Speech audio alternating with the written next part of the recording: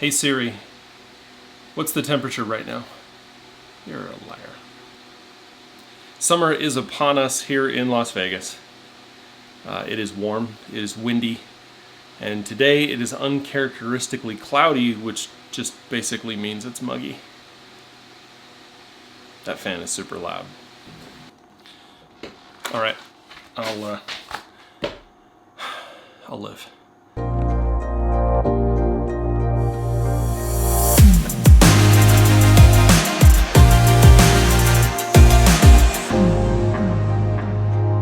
If you haven't watched a lot of my videos or subscribed to my channel, now is the opportunity. But I am like you. I'm that guy in the office that people ask, you know about gadgets and computers and camera stuff, right? Can you help me? I love to help, I love to learn, I love to teach. And this is my first YouTube video back doing YouTube videos. I've been off for a couple months, not doing videos. Check out the link. I still don't know where the bubbles are. But the reason that I wanted to do this video today, there's a lack of new stuff. Specifically from Canon. If you watch my videos, you know that I shoot with Canon, and they have not released some of the things that we were expecting them to release so far this year. I know it's still June. They've got a whole half of the year to go, but I'm waiting. We're all waiting. Let's talk about what we're waiting for. All right, so like I said in the top of the video, I shoot with Canon cameras. I have for about 12 years now. And I did a bunch of videos at the end of last year, beginning of this year, talking about what the expectations were for 2019, talking about what we thought that they were gonna do in the mirrorless space, and where we thought some of the new cameras would end up feature-wise. All of those videos are linked below or above or somewhere. But the reason that we're talking today is because there is a giant hole in the Canon lineup. And to be quite honest, I don't really understand it. Canon, there is money to be made. We know you have the technology, and we know that the market is there. People are clamoring for these cameras, but why aren't you releasing them? So let's just briefly recap really quick what they have released, right? So at the top of the full frame lineup, we've got the 1DX Mark II, and then right below that, we've got a smattering of 5D Marks, RDS, SDR, whatever. Then we also have the EOS R, which is the first in their mirrorless line, which, let's just be honest, is a Canon 5D Mark IV slapped into a mirrorless body, and it's missing a card slot. It's missing a card slot, and it's more expensive than the Nikon and Sony variants that it competes directly against. Pros are, they're coming out with some really amazing glass. The lenses are fantastic, and also it's got slightly better low light performance. It's lightweight. And for a 5D Mark IV sensor, it is less expensive. So I'll give them that. Then they came out with the EOS RP, another full frame mirrorless camera with some really interesting specs at the price point. Really great for an entry-level full frame camera. So for those jumping into the full frame market, you really have to look at, okay, the 6D Mark II, which I'm shooting on now, doesn't really make a lot of sense with these two cameras in the market.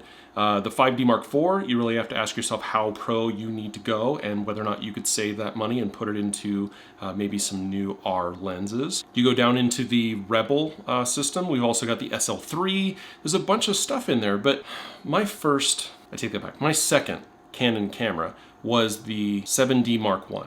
Now the 7D Mark I fit in this really kind of interesting space, which is it took a lot of the features of the 1DX line, the 1D line at the top of the full frame market, and brought those features down, made them available to the everyman, and made them cheaper. So instead of spending $5,000 or $6,000 or $7,000, maybe you spent $2,000 on those products. But you got the features. You just didn't get the sensor.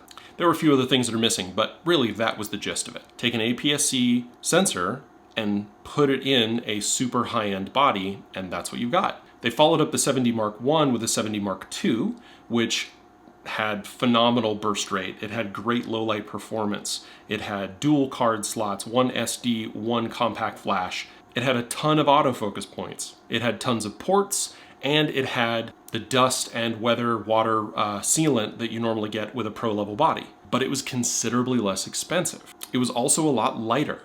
So if you're running and gunning doing sports, or if you're shooting wildlife, that was your camera. That was the direction that you were going to go. Well, now they've discontinued the 7D Mark II, and there's no 7D Mark III. I did an entire video about the 7D Mark III and what we thought it was going to have and price and where we thought it was going to land. Would it be mirrorless or wouldn't it be mirrorless and all these things.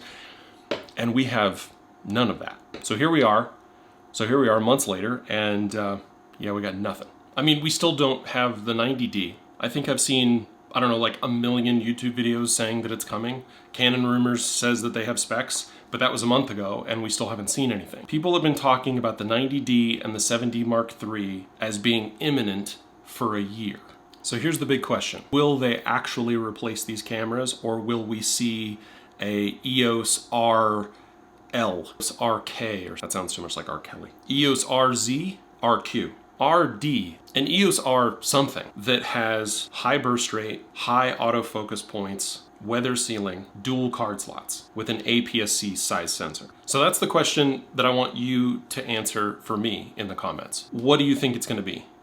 Will it be a mirrorless camera? Will it be a DSLR? Will it just be the 7D Mark III? We're hearing all of these things from Canon executives like the DSLR isn't dead. But then we also hear that they want to come out with high-end APS-C mirrorless cameras as well, but that they're also watching the market. You know what else they're watching? The fact that last year, DSLR sales dropped 35%. The money that they would normally put into R&D just isn't coming in like it used to. And you want to know why?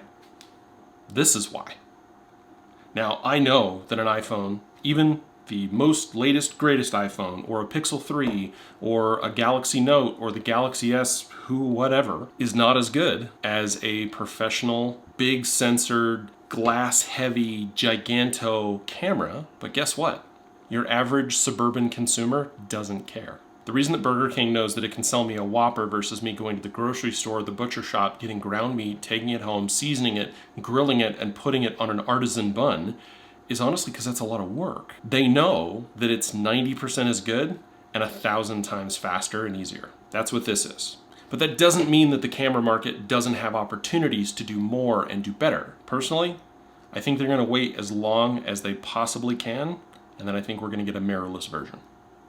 And it's going to cost more than I think anyone wants to pay. But that's just me, and that's because even though I love Canon, that seems to be the thing that they've been doing.